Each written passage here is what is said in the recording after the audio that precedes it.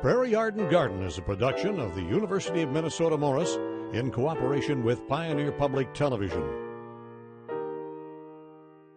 Closed captioning is provided by Mark and Margaret Yakel Julien in honor of Shalom Hill Farm, a nonprofit rural education retreat center in a beautiful prairie setting near Windham in southwestern Minnesota.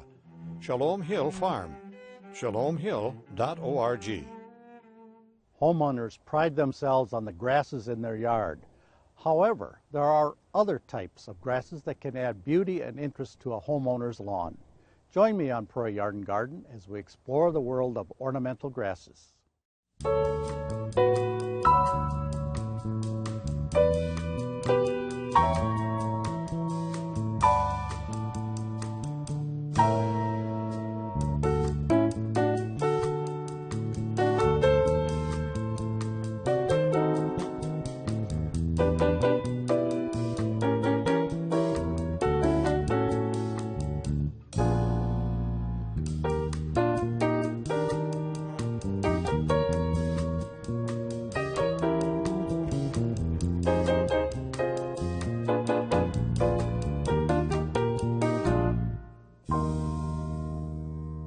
Ornamental grasses add a new dimension to your backyard.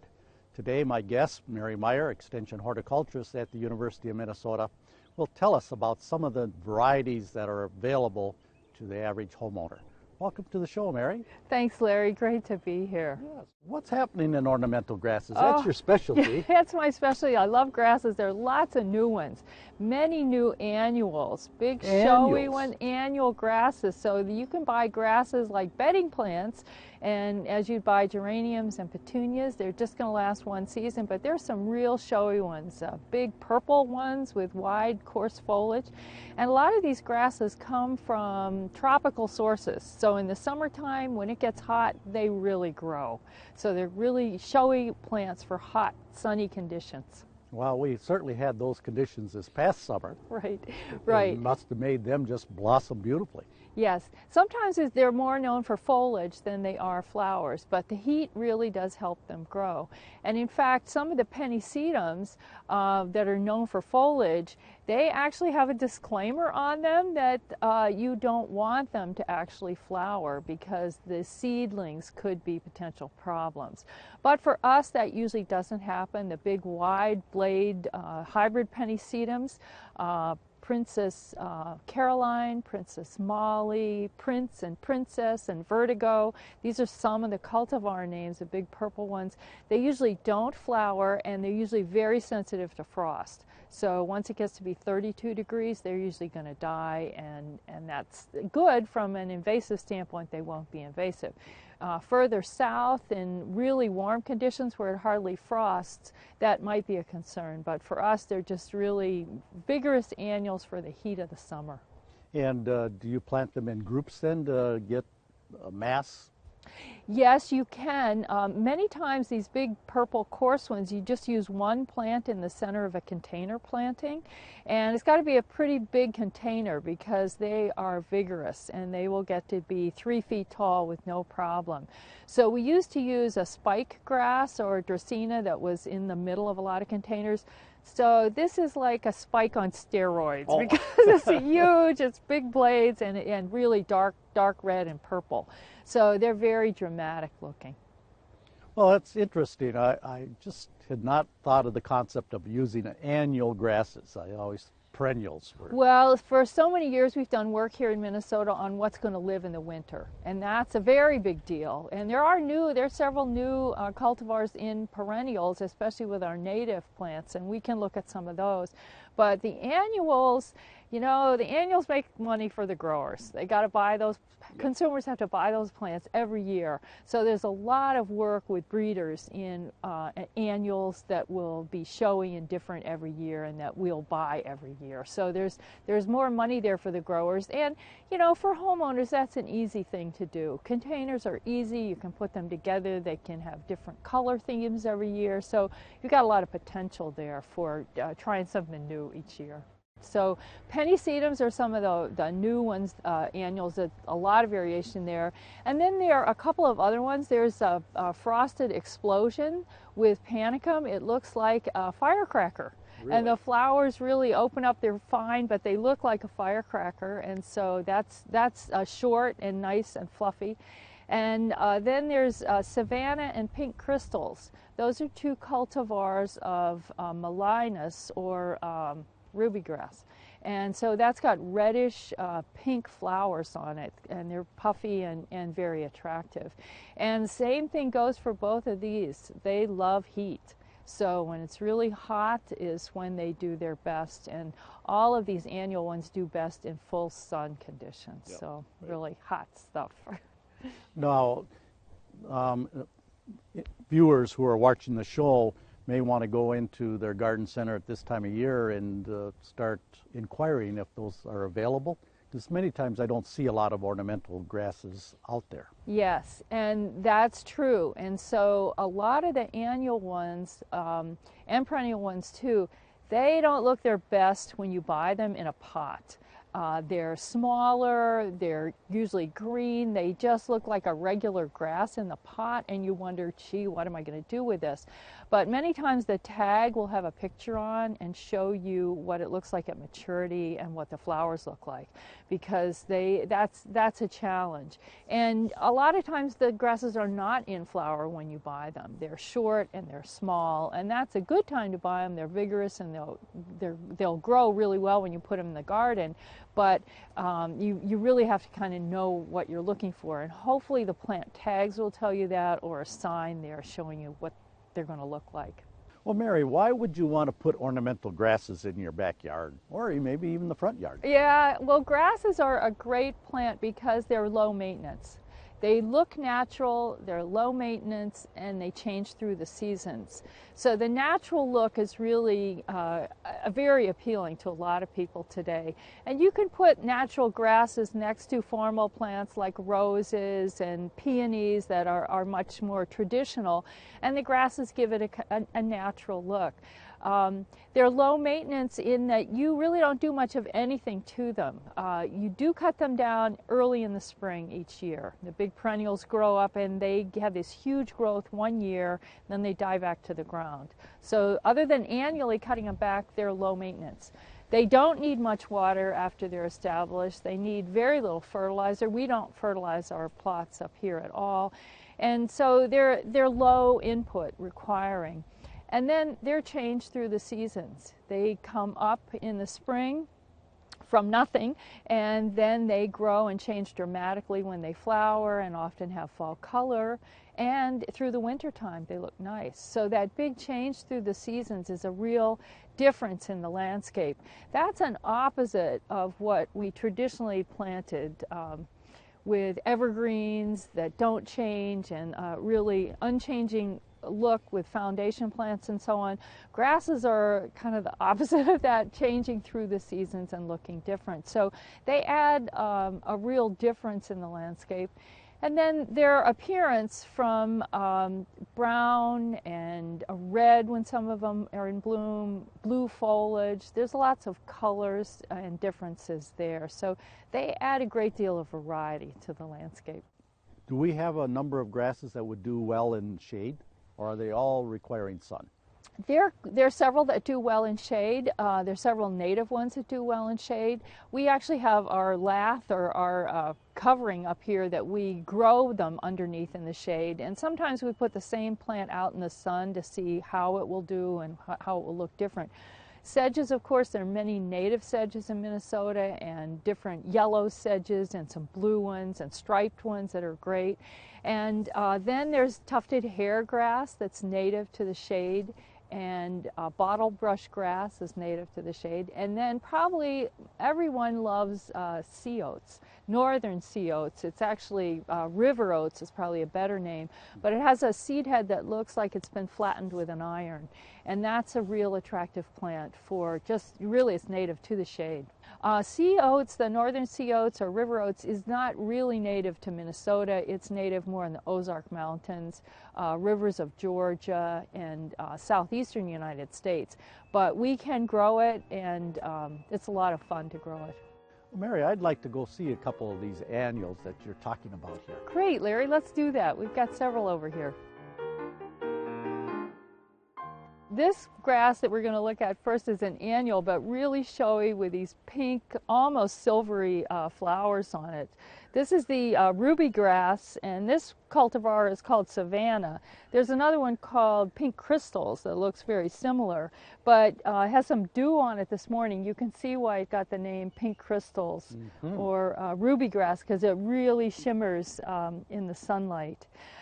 This grass is native to Africa, and so it's one of the ones that likes the heat and really will grow well with the heat. It's only an annual, and it's grown from seed, and people can buy it where they buy petunias and so on, and geraniums in the spring as a bedding plant.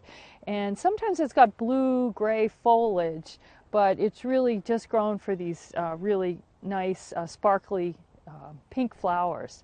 And when would they emerge? Maybe first part of August or late August? Yeah, that's right. Usually it's August, and then it's real showy as it's toward the end of the summer. I have not tried growing this from seed myself, but occasionally this will self-seed, and people will talk about it being self-seeding. But you actually can find a poor relative of this as a weed down in Florida, because ruby grass, it does have a tendency to self-seed and can become weedy. But the two cultivars in the trade, Savannah and Pink Crystals, are supposed to be less of a tendency to self-seed, and of course they're this bigger flower, so they're much showier and more attractive. Very showy. Yeah. And that dew on the far side of the grass blades. Yeah, it looks nice. Yeah, so it's great for sunny conditions and container plants. It does well, or in a border in the garden in the full sun. Okay. Well, here's the sea oats. Oh yeah, sea oats. Now we've got two kinds of sea oats here. The variegated form, River Mist, which is new, and then the regular form, the cultivar, that's the native one. This is one that we were talking about that grows well in the shade conditions. But River Mist is not very big. You can see this form. I thought it was going to be all white with the foliage, white and green stripe, but ours here in the sun has got quite yellow. And it's only, what, about 2 feet tall, would you say? It's really short, but very, very attractive. This is a new plant. If people have grown sea oats and have the green form, this is certainly one they'll want to try. So while I talked about it being good for the shade, you know, here at the Arboretum, we've had it in full sun, and it has done fine. But the really much smaller than the big one, the native species, is the green form. This has fallen over a little bit here. It will do that if it's really full of seed heads. The seed heads tend to be heavy and make it a little bit droopy. But and again, here we have it in full sun, but it does real well in shade. This plant might not be hardy for everybody in Minnesota. At first I had trouble getting it to live in my garden, but I have it, 3 or 4 plants of it under a box elder tree and a planting with hosta and other things in the shade.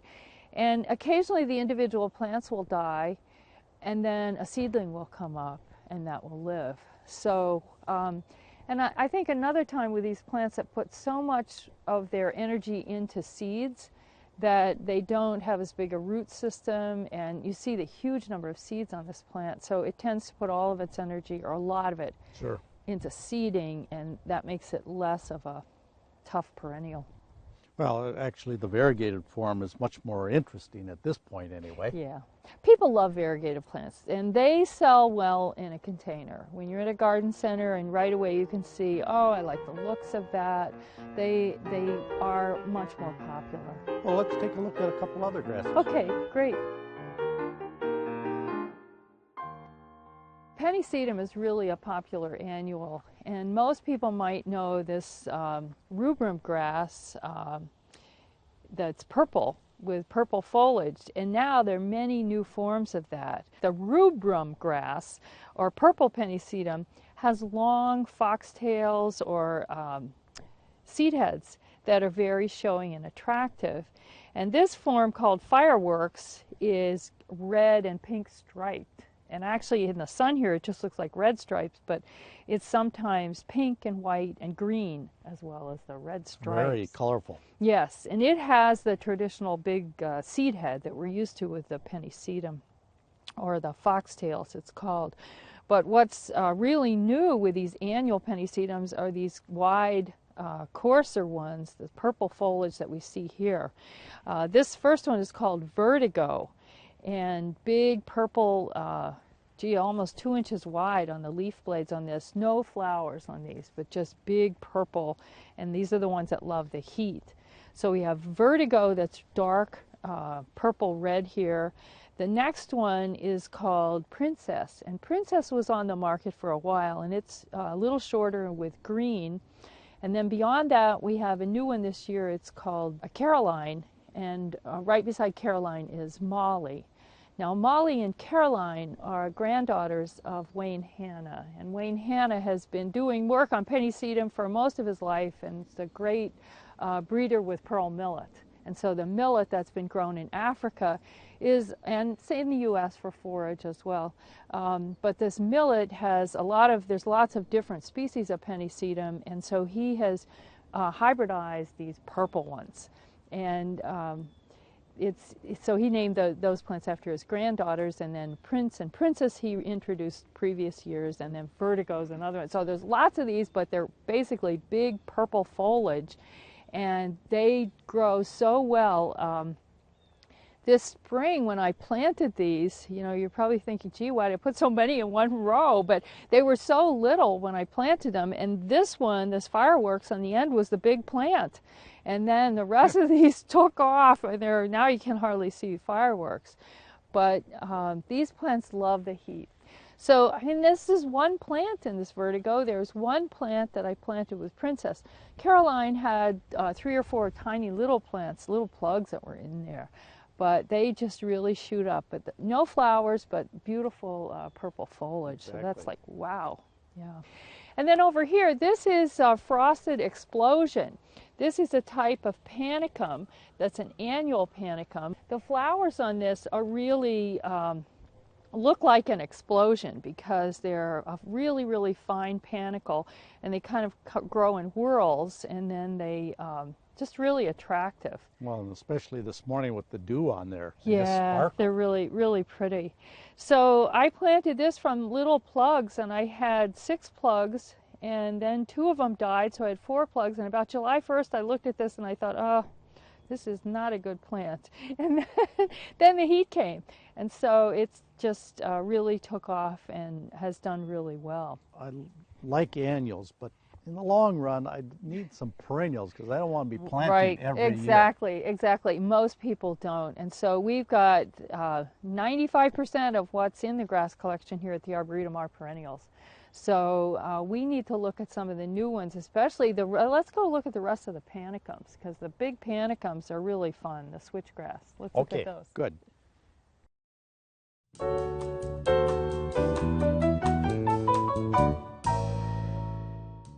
I have a question. I really like the look of mums.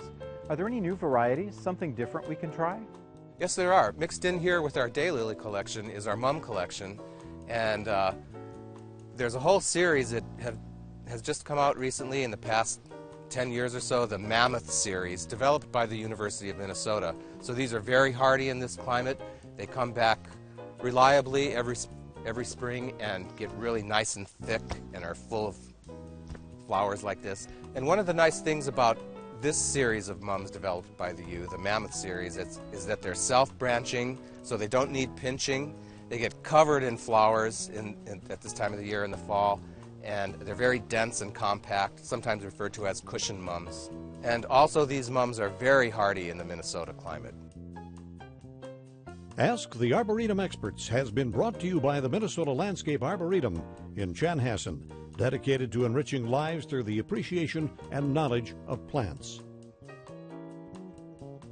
Well, Larry, we looked at some of the annual grasses that are purple, and purple is really a desirable color for grasses and lots of other plants. So this is a perennial grass that's purple, and it's called Ruby Ribbons. Ruby Ribbons came out of a breeding program from the University of Connecticut. They used a couple of other grasses like heavy metal, but then selected the one that was the most purple and named it ruby ribbons. So you can see it's got really dark, dark purple leaves to it, and the foliage is dark, of course, but the flowers, they're dark and small, and they're a little harder to see because of that dark color with them. If you're interested in a purple plant, then ruby ribbons, Panicum virgatum. This is a kind of switchgrass. Sure. So that's one to look for in the trade is ruby ribbons. Well, Larry, this is the Northwind Panicum virgatum, and it is known for being stiff and upright. So you can see it's 5 to 6 feet tall, very, very upright. Most people don't want plants that fall over or lodge, and so there is a lot of variation in switchgrass, but Northwind is a cultivar that's known for being stiff like an arrow. It's got big seed heads on it, and the big panicle-like flowers that you can see, that's where it gets its name, Panicum virgatum. But the flowers come out within the foliage on Northwind, and you can see the wide leaf blades, and the flowers come out, a little bit pink or purple color to the flowers, but really beautiful in the fall. You know, it would work in my windy situation. Yes, it would. It doesn't fall over at all. And very much makes a nice bunch grass, so you don't have to worry about rhizomes or anything, really stays in its place. We find switchgrass in the ditch in Minnesota throughout the state, so it does tend to like moist soil conditions. We have heavy clay soil here at the Arboretum, but you can grow this on lighter sandy soil as well. The lighter soil probably the plants wouldn't get as big. Up a little. Yeah, they'd be a little shorter, but Northwind is known for being really stiff and upright. The other thing about Northwind is it's beautiful in the fall. There's a planting of this on the St. Paul campus at the Union building, and it's beautiful. And I've taken many pictures of it in the winter, and especially with the hoarfrost on it, it's really beautiful. So we love the grasses when they're in flower and in late summer, but the fall, winter is really a good time for switchgrass as well. There are so many panicums. We have about, 20 here at the Arboretum with the different cultivars. This is probably medium in height, but definitely the one that's the most upright. Is that going to be readily available? Yes, Northwind actually originated from a nursery in Wisconsin. So it's readily available, and people love it. It's, as I said, it was planted on the university campus, and it's quite readily available. Ruby ribbons is pretty much too. Ruby ribbons is, I think, not as well known as Northwind is. Okay. Another one of the panicums that's probably the biggest one of the biggest ones is called Cloud 9. So let's go look at Cloud 9. Good. Cloud 9 is just a huge, huge plant that you can see here. We have 3 of these plants. Actually try to grow 4 of each kind up here, so we have, a good sampling. But this plant was so big, I only put in 3. And you can see that it's just massive. It has these huge, big inflorescences. See if I can find one of these here that'll come off. This one, you can see the size of this. It's just huge. So Cloud 9 actually came from a selection near Philadelphia, Pennsylvania, and it's just spectacular with these giant big panicles, and it falls over a little bit, but it's just really a massive plant, just really big, beautiful. This is great for dried arrangements too. Yes, yeah. would be. Right. Well, what about another perennial? Well, little bluestem. Let's go look at little bluestem. That's another great native, and there's lots of new introductions with little bluestem. Well, this is some little bluestem, Larry, that's a nice native grass. What happened to this variety? Well, this is Prairie Blues. Prairie Blues has really lodged or fallen over. These plants are 2 years old. And the reason we trial these at the Arboretum is to see how they do and what they look like. This has a nice color, was looking blue and is still blue and nice looking, but it's fallen over a lot. So part of this is the genetics of the plant. It just doesn't have the capability to stand up straight. And although we don't do additional fertilizer or additional water on these beds, if you get heavy, high nutrient soils, really a lot of nitrogen, high fertility soils, sometimes plants have a tendency to lodge more. So we just had to figure out how prairie blues would look for us, and so far, at least this year, it lodges.